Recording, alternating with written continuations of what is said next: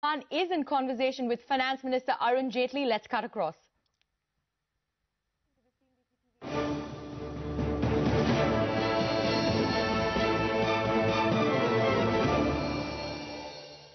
So let me start by asking you about the enthusiasm or the lack of it as far as pension funds are concerned. Whether it's you or it's Suresh Prabhu, the Railway Minister, or it's Nitin Gadkari, the Roads and Highways Minister, everyone for the past 1 year has said there's a lot of enthusiasm, there's a lot of interest from pension funds. But when do we actually start to see money coming in? What is holding them back? Are they not convinced about the strength of the India story, or are there any specific regulatory issues?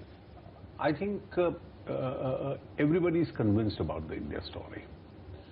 And they are convinced about the India story for more than one reason. The first reason is that a lot of things are happening in India. And therefore the kind of changes which have taken place in India in the last 15-16 months have actually enthused many people. They are obviously cautiously optimistic because India in the past has even faltered. And therefore we carry the baggage of the past. And therefore, while people are optimistic about India today, we have to keep that pace and speed on, if at all to improve it, not slow it down. The second, India needs investment in infrastructure. And thirdly, there are not too many avenues which even investors have to invest. Because most economies in the world have slowed down. They have issues and problems of their own. Right. And the kind of investment returns that these investors expect are certainly going to be much better in India. And even though we are all not very excited about 7.5% growth rate in India, the world thinks that compared to the rest of the countries, it's moving quite fast. So why haven't we seen this coming, sir, in the last 15 months? Therefore, we have to put all our systems in order. I think whether it's the railways or it's the highways or it's the power projects, it will all depend on the bankability of these projects. Now, railways, traditionally nothing was happening in the last few years. You only had a statement of account in form of a railway budget. There were no expansions going on. There was no modernization going on.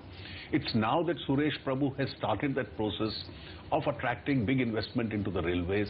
There are already international investors who've exhibited interest. And once the infrastructure investment, whether in terms of railway station development or in terms of infrastructure in other areas, I think it's certainly going to pick up. As far as the highways are concerned, it was a completely stalled sector. Right. It's only from public investment that Nitin Gadkari has started moving the highways up. And I think those who are building highways are now looking for foreign partners, etc. So these funds are going to be one of the important sources for investment directly into the project. But in your conversations, and I understand that you've met with CalPERS, you've met with the Australian pension funds and so on and so forth. Are they expressing the willingness, not just the desire, but the willingness now to put money in? Yeah, you see, there are twofold approaches that the funds have. There is one set of funds which are willing to become a part of the infrastructure investment fund, which is the NIIF. The NIIF, where the initial contribution comes from the government. So some set of funds have shown great amount of enthusiasm in joining the funds. There are some others who have a policy decision that they don't become a part of another fund, but they are directly willing to fund projects which are being undertaken by these funds or even independent of these funds. And therefore, everybody is willing to look at India. Everybody is willing to put his money into the Indian projects today. But the structure of investment in each case will depend on their own investment policy. So since you talked about NIIF, sir, and that could be perhaps the next big idea as far as the government is concerned, I understand that it will be operational perhaps by the end of the year. Specific interest as far as pension funds are concerned for the NIIF, and also the NIIF's ability to try and play an instrumental role in repairing private sector balance sheets, because that is what the Minister's State for Finance in a conversation with me said. Certainly one of the objects of that fund is that you have a lot of stalled projects, and those stalled projects have impacted on private sector balance sheets, and they need infusion of funds. Wherever they are held back because of bankability and non-availability of funds, certainly this can go into them. They can also go into greenfield projects. which you start straight away. And I think those options are available because the investment need of India is very large. We can't sit tight and say we are going to keep our procedures very tightened, therefore money may come or may not come. We need the money, and that's the message we have to send to investors all over the world, including our own domestic investors. But would it be fair to say that the NIIF, in a sense, would be the enabler, would be the driver to try and start the process of private sector balance sheet repair? You see, the NIIF, you've used the correct word, is an enabler. The NIIF would have a government contribution, it will have a public sector contribution, maybe some state can also join if it so wants to. And then funds and other investors globally would become a part of the NIIF, and you can earmark funds for different sectors, so to say. We intend that the NIIF to function completely independent of the government. Eventually, it's the investors who will take over, and the government will be one of the investors in the NIIF. Sir, in your conversations here with investors, and I know that one issue has cropped up time and again, and that is what you intend doing as far as the state discoms are concerned, because that in fact will impact not just the banking sector but the economy in general. You said that this is a matter that has been dealt with at the Prime Minister's level, and it is a matter that is being taken up on a priority basis. What should we understand that to mean? Yeah, is the current financial restructuring package going to be extended, or are we going to see something else in place? No, I'll be more specific than that. You see, we've first of all taken it up with the defaulting discoms and the state governments which own the defaulting discoms. It can only give a transient pleasure to a state government or an optical pleasure to say that my state fiscal deficit is completely independent of the state discoms. Factually, it's a part of the same corpus. It is for political reasons that some of the states are not charging adequately for the power, and therefore the discoms are in a loss. Now, there is no free lunch. Somebody has to pay for that power. Either the state budget pays for it, and if the state budget doesn't pay for it, who else is going to pay for it? The consumers pay for it. Now, the deficit can't be indefinitely financed by the public sector banks, because that deficit is now impacting on the balance sheets of the banks also. And therefore, the state discoms in some cases have become absolutely villainous as far as the Indian economy is concerned. This whole concept of not charging for power, making the discom go sick and expecting the public sector banks to fund the state discoms can't be a sustainable approach at all. And therefore, we've tried various methods. We've tried to speak to those state governments. The Power Minister has himself spoken to each of the state governments. As I mentioned, there are 4 states, I don't want to name them, where the discoms are highly defaulting, and there are 4 others where they are partly defaulting. And therefore, these 8 states have been put to notice by the Reserve Bank of India already, that this can't go on indefinitely, the banks can't go on funding them. After the Power Minister's discussions with them, he's presented a report, and it's been taken up at the level of the Prime Minister. I was present in the meeting, the Niti Aayog was present in the meeting, and the government has taken it up very seriously. Now, these defaulting states are going to be requested by the Power Ministry itself to enter into an arrangement. It's not going to be a package where some monies are going to be given, because otherwise it will be completely unfair. So an arrangement with whom, sir? With the state government, that they will have to come out with a program of tariff escalation, repayment back to the banks on the strength of that escalation. And till then, we are going to consider whether we can make some additional fiscal space available to those states. There's going to be no package, mind you, because the package itself means that the performer goes back and the defaulter gets an advantage. That is not the policy. So that means the FRP will stand to lapse. The FRP will not be extended in that sense. Within those limits, these are possibilities being discussed with them. I don't want to get into the figures at the moment or the exact strategy. But all that I've indicated to you is if temporarily some more fiscal space can be granted to them, so that they start performing and repay the monies back. And those who default still will continue to do it at their own peril and consequences. Okay, I want to pick up on another point that you made yesterday when you were speaking to investors in response to a question on whether the government is actively looking at bringing down its holding in public sector banks. The stated objective is 51%, but we haven't seen you move on that path. Now that Indradhanush has been announced, can we finally see the government step up the pace as far as bringing down the government holding in public sector banks is concerned? No, and the second question, sir, because you also alluded to the fact that banks that are outside of the Banking Act, the government may have a different approach. If you could explain I'll that to us. answer both the questions. As far as the first question is concerned, why are we not bringing down the equity down to 52% is something that I announced in 2014 at the moment.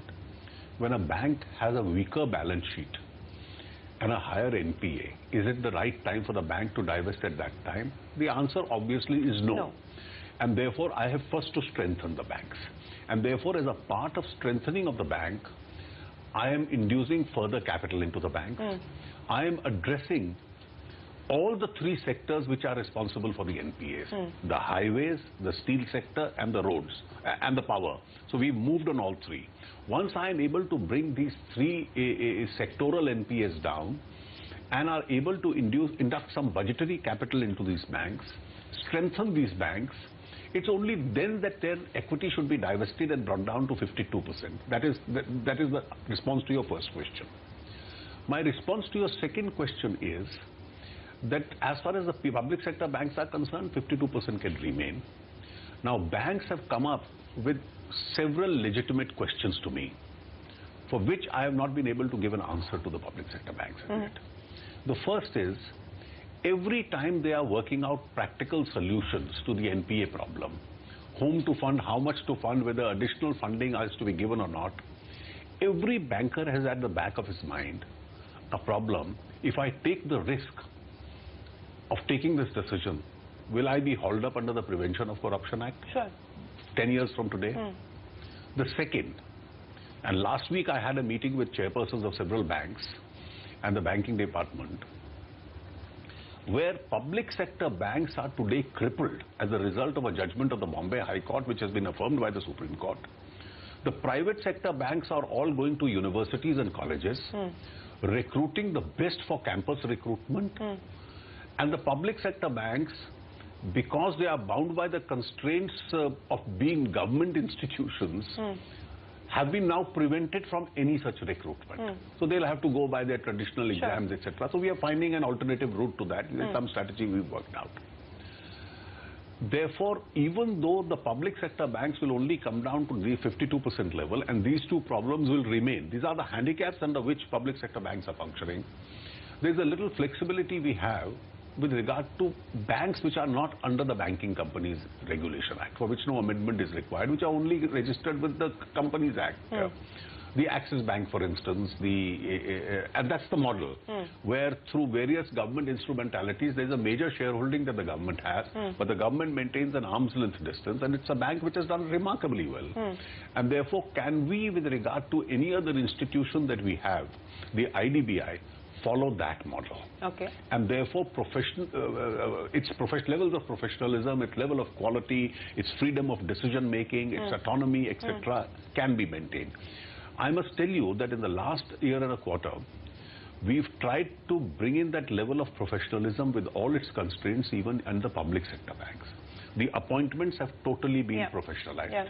There is no political interference. People are being selected on merit. People are being brought in from within the banking system, from private sector, etc. Their monetary and banking decisions are completely independent. The government doesn't make phone calls to them. So we tried to bring in that element of professionalism, and therefore I am seeing both the models existing. What do we then do with some of the weaker banks? We can bring the equity down. Does that end the matter? It doesn't end with that. I have even said I am willing to give that extent of freedom to the banks to consider whether some of the weaker banks, after strengthening them, could be amalgamated with some of the major public sector banks. So that what is the kind of broad time period that you envisage possible consolidation, sir? Well, I am not going to bind myself in time. I have first to reconstruct the strength of these banks. You have to restore professionalism and independence to these banks. and you have to address the sectoral concerns. Then you can think in terms of divesting some of their equity. And thereafter, if somebody finds it still difficult to survive, is a small bank, then could you then merge it in one of the bigger banks? Because you have 5, 6 very large banks in this country. You see, most economies in the world don't have 25 or 27 banks run by the government. They have 2 or 3 major banks. It's only in India that we have it, and we are a large country, therefore we can afford to have many more. I know we're running out of time, so I'm going to very quickly ask you a question. And the curious issue as far as the land bill is concerned, and the ordinance is now a thing of the past. I want to ask you, sir, if Tamil Nadu could actually make changes to the 2013 Land Act in January, and they've got presidential assent as well, why did the government insist on trying to continue with the ordinance route? And why is it that BJP-ruled states with strong chief ministers have not been able to do what Tamil Nadu has done? You see, first of all, I'll tell you, our action was purely bona fide. As soon as the government took over in May last year, in June, Nitin Gadkari, then looking after rural development also, had called a meeting of all the state governments. And 100% of them, including Congress government, said we want dilution of that 2013 law. We acted on the advice of the state governments. The Congress party played politics and said, their chief ministers wrote letters, please amend the law. And then they turned around. Since they were double-crossing us on the subject, and I'm consciously using that word, we then decided an alternative strategy. We tried to convince them. They didn't agree.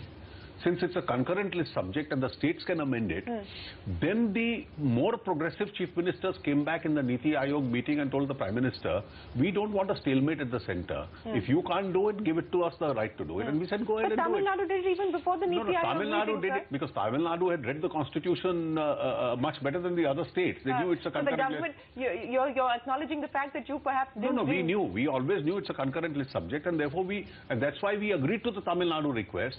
We've now agreed to the request, so any other chief minister today comes up. So who's next, sir? Is Rajasthan, Madhya Pradesh, are they now? So there are many progressive states. For example, today, doesn't Andhra Pradesh need land? They've done land pooling for their capital. They certainly need some more land. And if Andhra Pradesh says that give me some amendments to my law, we will readily agree. If Madhya Pradesh needs it, you see, a number of state governments already have a lot of land. And therefore they say for the time being we don't want to enter into this jagara. Now, if any state wants land for its infrastructure project, they can certainly matter. And let me tell you, while I'm ending this, I'm ending it with a note of curiosity for you. What the Congress party thinks the 2013 Act is, I think they made some huge drafting errors which are going to be in the larger interest of this nation. So there is a large amount of flexibility which is available. Which you also now figured out as far as 2013 is concerned. Which we figured out as far as 2013 is concerned. And therefore, there is some amount of flexibility which the 2013 Act gives us. The ambiguity can be removed and the time periods can be shortened even by state amendments, perhaps even by rule-making power. If I may take another 30 seconds and ask you a final question, and that is the perception that while this government is making big promises, smart cities, digital India, Make in India, Swachh Bharat, so on and so forth, the follow-through action is perhaps lacking or it hasn't been as fast enough. And I'll give you instances. For instance, we were in the US, people brought up the issue of REITs. We're here in Singapore, people are bringing up the issue as far as REITs are concerned. 15 months down the line, that continues to be the issue. I'll tell you. People are bringing up the REITs because REITs doesn't get created overnight. I just use that as an instance. No, REITs doesn't get created overnight. At least I am aware of 2 Indian companies which are in the final stages of finalizing their REITs. The pass-through tax rebates that they wanted have already been granted to them. The necessary clarifications have been issued. When Indian companies can vest their assets in REITs and have a lot of capital released out of that, I'm sure international investors who own real estate in India can probably do the same. Mr. Jaitley, always a pleasure speaking with you, sir. We wish you the very best of luck with the next leg of your investor meetings. Thank you very much for joining us on CNBC TV 18. With that, it's time for us to wrap up this CNBC TV 18 special from all of us here. Goodbye. Many thanks for watching.